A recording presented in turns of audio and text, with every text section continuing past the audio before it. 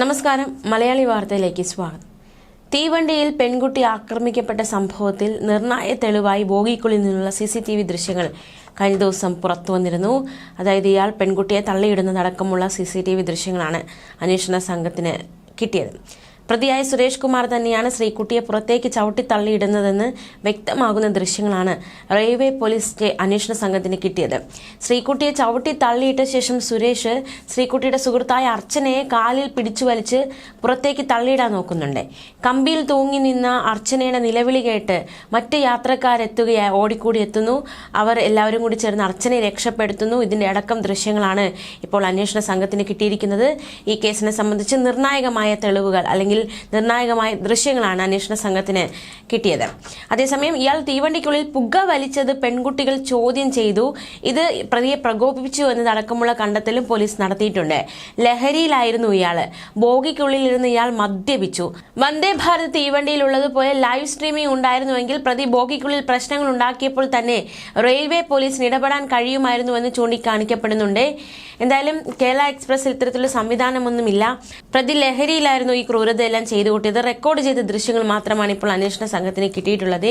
പെൺകുട്ടികളെ ആക്രമിച്ചത് താനല്ലെന്നും ഏതോ ബംഗാളിയാണ് എന്നായിരുന്നു ആദ്യം സുരേഷ് കുമാർ പറഞ്ഞുകൊണ്ടിരുന്നത്. മാധ്യമങ്ങളോടടക്കം അയാൾ ഈ കള്ളം പറഞ്ഞു. പിന്നീട് നടത്തിയ ചോദ്യം ചെയ്യലാണ് ഇയാൾ കുറ്റം സമ്മതിച്ചത്. അക്രമി ഇയാൾ തന്നെയാണെന്ന് ഉറപ്പാക്കുന്ന ഡിജിറ്റൽ തെളിവുകൾ കൂടി അന്വേഷണ സംഘത്തിന് കിട്ടിയിരിക്കുകയാണ്.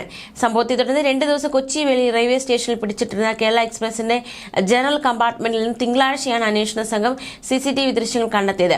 ഈ ബോഗിയിലുണ്ടായിരുന്ന മറ്റ് യാത്രക്കാരുടെ മൊഴിയും പോലീസ് ശേഖരിക്കുന്നുണ്ട്. തിരുവനന്തപുരത്തേക്കുള്ള കേരള എക്സ്പ്രസിന്റെ ജനറൽ കമ്പാർട്ട്മെന്റിൽ ഞായറാഴ്ച രാത്രി 8:45 കേരളത്തെ നടുക്കിയ ക്രൂരത. പാലോട് സ്വദേശിയായ ശ്രീകുട്ടിയെ പനച്ചമൂട് വടക്കങ്കര വീട്ടിൽ സ്വദേശിയായ സുരേഷ് കുമാർ മദ്യലഹരിയിൽ പുറത്തേക്ക് ചവിട്ടിത്തള്ളിയിടുകയായിരുന്നു. കരമന സ്വദേശിയായ സുഹൃത്ത് അർച്ചനയെ അപായപ്പെടുത്താൻ ഇയാൾ ശ്രമിച്ചു. വീഴ്ചയിൽ തലയോട്ടി പൊട്ടുകയും നട്ടെല്ല് തകരുകയും ചെയ്ത ശ്രീകുട്ടി ഇപ്പോഴും മെഡിക്കൽ കോളേജ് ആശുപത്രി തീവ്രപരിചരണ വിഭാഗത്തിൽ ചികിത്സയിലായിരിക്കുന്നത്.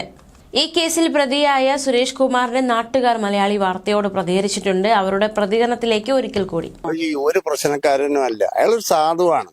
അയാൾക്ക് ഇങ്ങനെ ചെയ്യാനേ എങ്ങനെ എനിക്കോട് മദ്യപാനത്തിന്റെ പേരിൽ ചെയ്തതായിരിക്കും.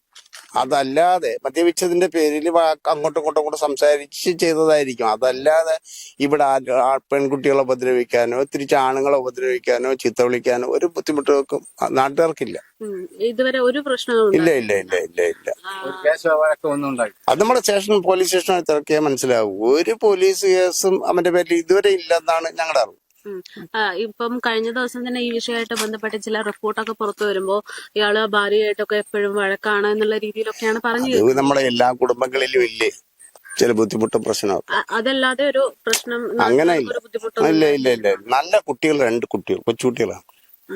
എനിക്ക് തോന്നുന്നു ഇളയ പെൺകുട്ടി 6ലോ 7ലോ ആണ്. നല്ല കുട്ടികളാണ്. ഇയാള് ജോലി സംബന്ധമായിട്ടാണ് യാത്ര പോയത്.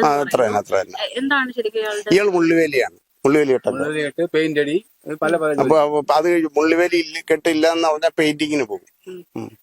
അങ്ങനെ വർക്ക് പിടിക്കാൻ പോയെന്നാണ് പറയുന്നത്. വർക്ക് പിടിക്കാൻ പോയെന്നാണ് അവര് പറഞ്ഞോണ്ടിരുന്നത്. ഇവിടെ നിന്ന് പോയപ്പോഴ് രാവിലെ ബുള്ളറ്റ് പോകണം ഞാൻ കണ്ടു. പോയിട്ട് വൈകുന്നേരമാണ് ഈ സംഭവം അറിഞ്ഞത്. അവിടെ ചോദിച്ചപ്പോഴ് പണി നോക്കി തിരക്കി പോവുകയാണ് എന്ന് പറഞ്ഞു. എങ്ങനെ ഇത് വാർത്ത കണ്ടപ്പോ പെട്ടെന്ന് തന്നെ തിരിച്ചറിഞ്ഞാണോ അതോ നമ്മളെ നാട്ടിലെ ഒരാൾ ഇങ്ങനെ ഒരു പ്രശ്നം ഉണ്ടാക്കിയെന്നുള്ളത്? ഇല്ല, ന്യൂസ് കേട്ടപ്പോഴേ അറിഞ്ഞതാണ്. വാർത്തയിൽ വന്നപ്പോഴാണ് ഞങ്ങൾ അറിഞ്ഞത്. ചേട്ടന്റെ വീട് ഇവിടെ അടുത്താണ്? ഇവിടെ 4-5 വീടിന്റെ അപ്പുറത്താണ്. അപ്പൊ ഇവിടെ എന്തെങ്കിലും ബഹളങ്ങളോ എന്തെങ്കിലും കാര്യങ്ങളോ? അങ്ങനെ ഒന്നുമില്ല. ഇയാളെ കൊണ്ട് നമുക്കൊരു ശല്യം നാട്ടുകാർക്കോ ആർക്കും ഒന്നും ഒരു കുഴപ്പമൊന്നും.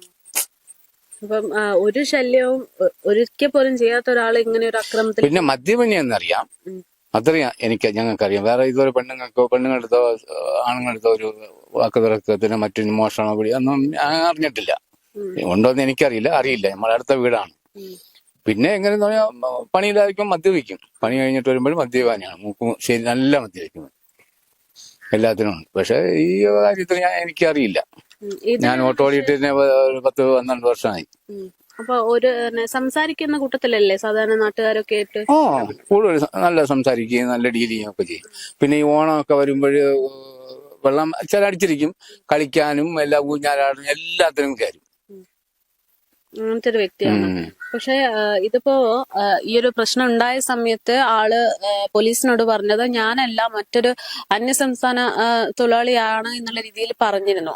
പിന്നെയാണ് ചോദ്യം ചെയ്യല് വീണ്ടും കുറ്റം സമ്മതിക്കുന്നത്. അതായത് ഓൾറെഡി ഒരു ക്രൈം ചെയ്തു എന്ന് മനസ്സിലാക്കിയിട്ട് പിന്നെ അത് വേറെ രീതിയിൽ ട്വിസ്റ്റ് ചെയ്യാനൊക്കെ ശ്രമിക്കുന്നു എന്ന് പറയുമ്പോൾ അയാളുടെ ഒരു ചിന്താഗതി മൈൻഡ് സെറ്റ് പോകുന്നത് കാണുമ്പോഴാണ് നമുക്ക് സംശയം. അപ്പൊ അതും ഇപ്പൊ നാട്ടുകാർ പറയുന്നത് തമ്മിലൊരു ബന്ധം. അല്ല അയാള് അങ്ങനെ ഒരു സ്വഭാവക്കാരനെ അല്ല. ഇപ്പോ ഇവിടെ ജംഗ്ഷൻ നിങ്ങൾ ഇങ്ങോട്ട് വരുന്ന ജംഗ്ഷൻ കണ്ടില്ലേ, പുള്ളി ഈ ജംഗ്ഷനുമായി ബന്ധപ്പെട്ട് എപ്പോഴും അവിടെ ഉണ്ടാവും പണിയില്ലെങ്കിൽ രാവിലെയൊക്കെ. എന്നും 7 മണിക്ക് മുമ്പ് റോട്ടിൽ കയറുന്ന ആളാണ്. അവിടെ ആരുമായിട്ടൊരു അക്രമം നമ്മളെ ജംഗ്ഷനിലെ വ്യാപാരികളോട് ചോദിച്ചാൽ പറഞ്ഞു തരും. വളരെ അങ്ങനെയുള്ള ബുദ്ധിമുട്ട് ഉള്ള ആളല്ല. ഈ ജീവിതത്തിൽ നിന്ന് ആദ്യമായിട്ടാണ് നമ്മൾ ഈ ചെറുക്കനോട്ട് അറിയുന്നത്. അത് എനിക്ക് ഭയങ്കര പ്രയാസം. ഇന്നലെ ഞാൻ ന്യൂസ് കേട്ടോണ്ടിരുന്നപ്പോൾ ഇത് ഞാൻ കേട്ടത് എങ്ങനെയാന്ന് പറഞ്ഞു കഴിഞ്ഞാൽ, ഇയാൾ ബാത്റൂമിൽ ആ കൊച്ചു ഇറങ്ങുകയും ഇവൻ അങ്ങോട്ട് പോവുകയും വേറെ മറ്റേ കൊച്ച് മൊഴി പറഞ്ഞ കൊച്ച് അവിടെ നിൽക്കുകയും ചെയ്യായിരുന്നു അത് പോകാൻ വേണ്ടി. അങ്ങനെ എന്തോ ഇവര് വാർക്ക് തർക്കത്തിൽ എന്തോ ചെറിയ മിസ്റ്റേക്ക് വന്ന് ഇയാൾ തള്ളിയെന്നാണ് നമ്മൾ അറിഞ്ഞത്. അല്ലാതെ രണ്ടുപേരും വർത്താനം പറഞ്ഞിരിക്കും. എന്റെ അമ്മ ഇത്തിരി എന്റെ മോള് വിട്ടുകൊടുക്കത്തില്ല, അങ്ങനെ ഇങ്ങനെ ഇത്തിരിയൊക്കെ കാര്യമാണെന്നൊക്കെ പറയുന്നത് ഞാൻ കേട്ടായിരുന്നു ന്യൂസിൽ കൂടെ 24-ൽ. അപ്പൊ അങ്ങനെ ചെറിയ പ്രശ്നങ്ങളൊക്കെ വന്നിരിക്കും. അല്ലാതെ വെറുതെ ഇരുന്ന ഒരാളിന് തല്ലത്തില്ലല്ലോ. ഇപ്പൊ മോള് തന്നെ നിൽക്കുന്ന ആരെങ്കിലും തല്ലുവാ? ഇല്ലത്തില്ല. നമ്മൾ എന്തെങ്കിലും എന്തെങ്കിലും ചിലപ്പോ അങ്ങ് ഞാൻ മദ്യവെച്ചിരിക്കുകയാണെങ്കിൽ ചിലപ്പോ എനിക്ക് തോന്നിയൊന്നുമില്ല.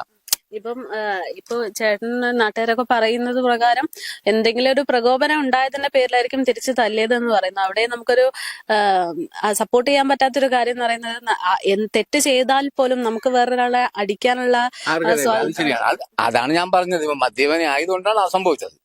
അത് സംഭവിക്കത്തില്ല.